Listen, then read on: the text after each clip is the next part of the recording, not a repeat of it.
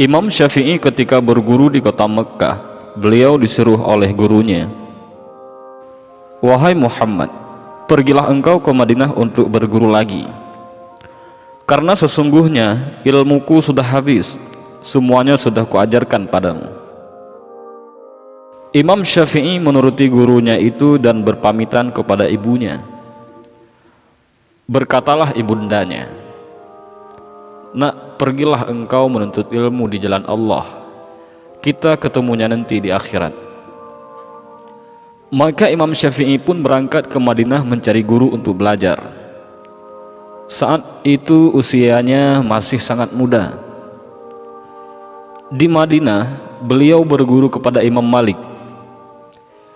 Tak butuh waktu lama bagi Imam Syafi'i untuk menyerap ilmu dari Imam Malik sehingga semua orang terkagum-kagum dibuatnya. Termasuk sang guru yang pada saat itu merupakan ulama tertinggi di Madinah, tampuknya kutub Hijaz, yaitu Imam Malik. Imam Syafi'i menjadi murid kesayangan Imam Malik. Selesai belajar di Madinah, Imam Syafi'i masih melanjutkan pencarian ilmunya ke Irak. Irak saat itu juga merupakan salah satu kutub ilmu se-Islam selain Madinah, karena di sana ada Imam Abu Hanifah dan murid-murid beliau. Jadi, pada masa itu terdapat dua kutub ilmu Islam, yaitu kutub Hijaz di Madinah yang mana Imam Malik sebagai maha gurunya, dan ada kutub Baghdad di mana Imam Abu Hanifah sebagai maha gurunya. Berangkatlah Imam Syafi'i mengembara ke Irak, dan Imam Syafi'i menimba ilmu di sana kepada murid-muridnya Imam Abu Hanifah atau Imam Hanafi. Meski sudah banyak menyerap ilmu di Irak, Imam Syafi'i belum ingin pulang karena belum ada panggilan dari ibundanya. Di Irak, Imam Syafi'i berkembang menjadi murid yang terkenal sangat pintar dan tercerdas, sehingga dalam waktu singkat beliau sudah diminta untuk mengajar. 1 murid, 2 murid, 3 murid, sampai ribuan murid berbondong-bondong datang untuk berguru kepadanya. Hingga ia pun menjadi ulama besar yang terkenal ke seluruh penjuru Irak hingga Hijaz pada waktu itu. Ketika musim haji datang, ibunya Imam Syafi'i selalu menunaikan haji. Suatu ketika di musim haji di Masjidil Haram, ada sebuah pengajian besar yang mana pengajiannya dipimpin oleh seorang ulama besar dari Irak. Ulama besar dari Irak ini dalam ceramahnya sebentar-bentar berkata, "Qala Muhammad bin Idris Asy-Syafi'i, qala Muhammad bin Idris Asy-Syafi'i," telah berkata Muhammad bin Idris Asy-Syafi'i. Ibundanya Imam Syafi'i yang juga turut mendengar pengajian itu bertanya-tanya, "Muhammad bin Idris Asy-Syafi'i yang disebut guru besar itu Muhammad bin Idris Asy-Syafi'i yang mana?" Karena Muhammad adalah anaknya dan Idris adalah nama suaminya. Maka bertanyalah ibunya kepada ulama besar tadi, "Wahai Syekh, maaf saya bertanya, siapakah itu Muhammad bin Idris Asy-Syafi'i?"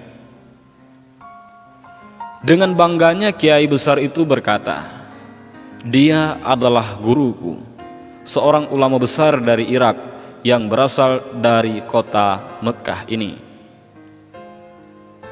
Mendengar jawaban itu, ibunda Imam Syafi'i terkejut, karena setahu beliau tak ada nama Muhammad bin Idris Asy-Syafi'i yang berasal dari Mekkah ini selain dari anaknya. Maka ibundanya Imam Syafi'i berkata, "Ketahuilah wahai Syekh, sesungguhnya Muhammad bin Idris Asy-Syafi'i itu adalah anakku." Mendengar jawaban itu, kiai besar itu pun terkejut. "Benarkah itu wahai ibu?" Ibunya Imam Syafi'i masih ada. "Benar wahai Syekh, Muhammad bin Idris Asy-Syafi'i itu adalah anakku." Maka beliau pun hormat kepada ibu Imam Asy-Syafi'i tersebut. Setelah bercerita banyak, Syekh dari Irak tadi pun bertanya, "Lalu apa pesanmu buat Imam Syafi'i wahai ibu?" "Katakanlah kepada anakku, Jika ia ingin pulang ke Mekah sekarang, dia boleh pulang. Setelah sampai ke Irak, maka pesan pun disampaikan kepada Imam Syafi'i. Wahai Imam, ibumu berpesan, jika Imam ingin pulang ke Mekah sekarang, Imam boleh pulang. Maka Imam Syafi'i pun bergegas ingin pulang. Sudah sangat rindu kepada ibunda tercintanya. Namun di sisi lain, masyarakat Irak begitu berat melepaskan sang imam. Namun dengan berat hati dan perasaan penuh haru, mereka pun rela melepaskan Imam Syafi'i untuk pulang. Karena mereka sudah sangat mencintai kepada Imam Syafi'i, dan Imam Syafi'i merupakan ulama besar. Maka saat Imam Syafi'i ingin pulang, mereka banyak sekali memberikan bekal kepada Imam Syafi'i. Di antaranya banyak ia memberi onta hingga Imam Syafi'i mendapatkan ratusan unta, yang mana masing-masing unta terdapat isi bekal dan kekayaan di punggungnya. Imam Syafi'i terkejut melihat begitu banyaknya bekal yang diberikan kepadanya. Hampir semua orang Irak memberi bekal. Imam Syafi'i pun pulang menuju Mekah, dikawal oleh beberapa orang muridnya berikut ratusan ontanya. Sesampainya di pinggiran kota Mekah, Imam Syafi'i menyuruh salah seorang muridnya untuk menemui ibunya dan mengabarkan bahwa Imam Syafi'i sudah hampir sampai ke Mekah. Muridnya pun mendatangi rumah ibunda Imam Syafi'i dan mengetuk pintu.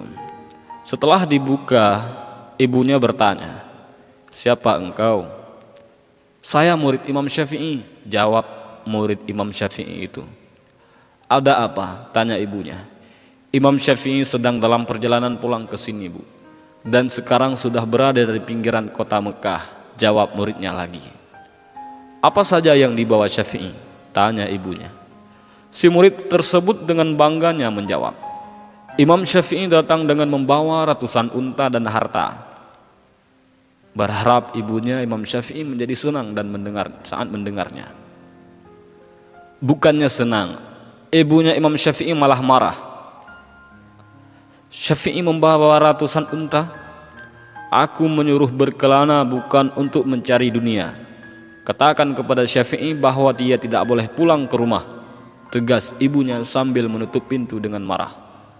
Dan murid Imam Syafi'i pun terkejut. Maka dengan perasaan yang serba salah, murid tersebut menyampaikan pesannya kepada Imam Syafi'i.